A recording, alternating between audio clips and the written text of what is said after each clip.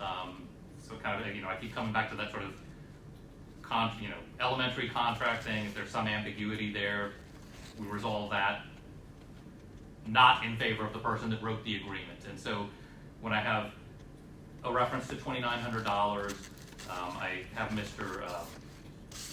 Hagan's demand letter, this Defendant's Exhibit 101. It references a lot of different dollar amounts. None of those are $2,900. Certainly if I had at least something that kind of pointed to that and said, well, he asked for $2,900, and here's $2,900 over here, and we might be having a different conversation. But I can't find, based on this agreement, that even though what you've described is a perfectly reasonable conclusion about what the intent of the quantum residential would have been, it's not reflected in the agreement. And so I can't say that it was so obvious to everyone involved that it was intended to preclude things. I even look at the agreement itself, and because this is one that's typically a landlord-tenant agreement, typically we're talking about landlords wanting tenants out of their property. They even bother to write in here that whatever's in this agreement, it has nothing, no impact on the plaintiff, normally the plaintiff landlord's position or ability to move forward in trying to recoup damages or pursuing any other remedies they may have. So I can't just say that everybody knows this agreement always means it takes care of everything either. So I have to say I can't go with your argument here that there's an estoppel issue. My understanding is, based on the information I had, was that that's what we were all here today to talk about. I don't see anything here that there was any intent to bring up the service issue. So my position at this point is, given that it's not clear to me that nothing that I see here indicates that the court was even aware of it, so I can't believe that Mr. Hagan would have had a reasonable opportunity to show up today prepared to talk about that issue. I'm not prepared to make a ruling on that. Certainly you're free to re-raise that at any future hearing, and I'm making no findings whatsoever about the underlying merits of this case. But I will say that I will deny the plaintiff's or the defendant's motion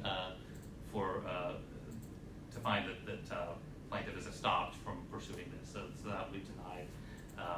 And do we have a future date on this already, or what's our? Not yet. It would need to be mediation. Oh, so next up, set for mediation. Do we do that, or is that that's kind of a normal court day, just let everybody know? Okay. And Your Honor, just for clarification, I'm not sure if Judge Johnston intended to allow counsel on this matter to its conclusion, or simply for this hearing.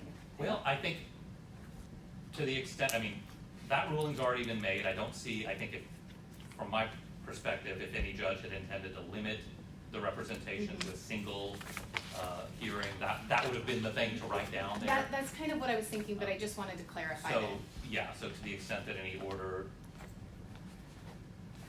today needs to reflect that, I guess we can put that in any order.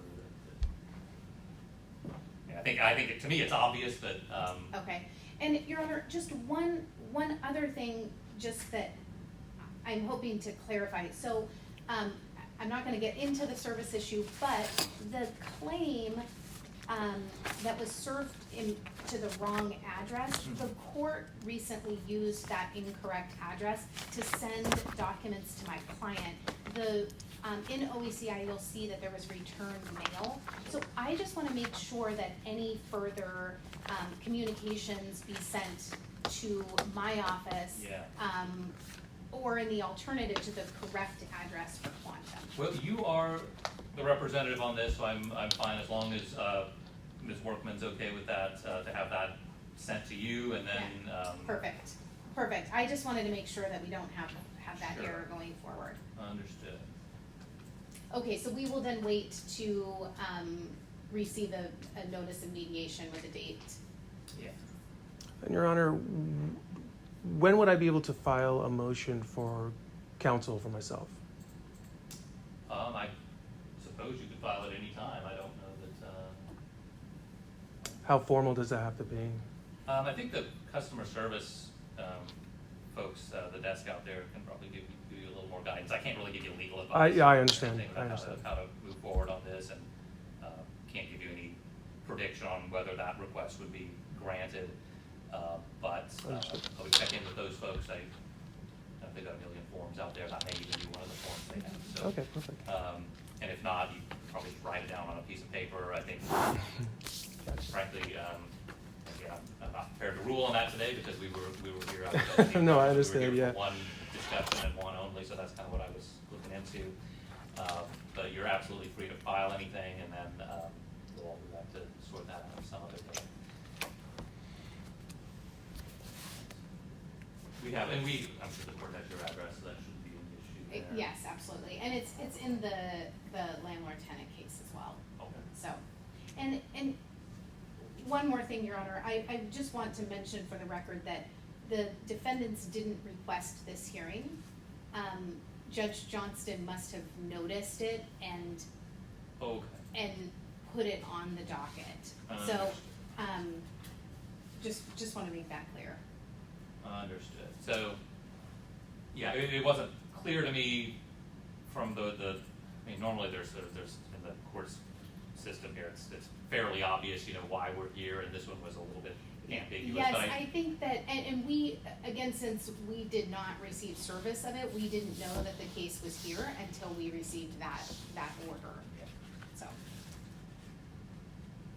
And yeah, just for everyone's edification, if you didn't, I'm assuming actually you all got this order back on September 29th, that they just said that this matter was to be set on the motion docket to determine if the agreement entered into on 23 LT 12731 encompasses the resolution of claims asserted in this case. Yes, so I think it was Judge Johnston who wanted this sorted.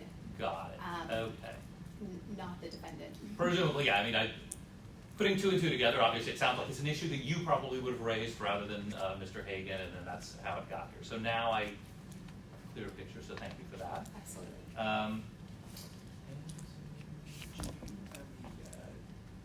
The updated quantum address. I do. So the correct quantum address is 601 East 16th Street in Vancouver, and it is the correct address on the notice of small claim that was filed. It's just different in the mailing section, and that is the correct address, correct? Okay.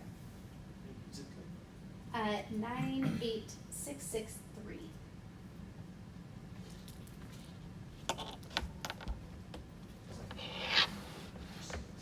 Oh, perfect. Yeah, that way it's no future, well, substantially reduced likelihood of confusion. I like the hedging.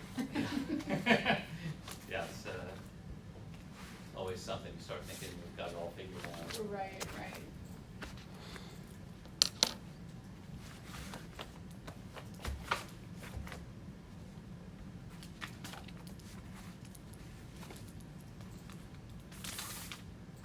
It's great if you want to add things to it.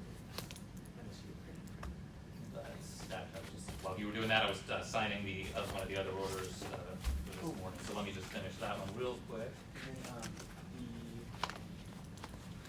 the defendant for challenge to garnishment online, he got the wrong hearing notice. Oh.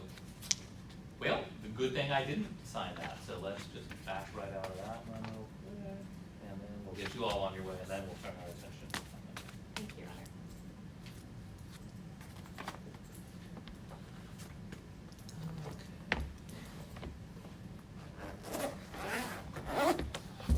So I understand we have Mr. Goodwin joining us by WebEx. Is that right, sir? Yes, I did not want to interrupt. Thank you, Your Honor. Quite all right. You're in the right place now, so sit tight. I'm sorting out one other matter, and then we'll come back to you in one moment. Thank you, sir. You're welcome.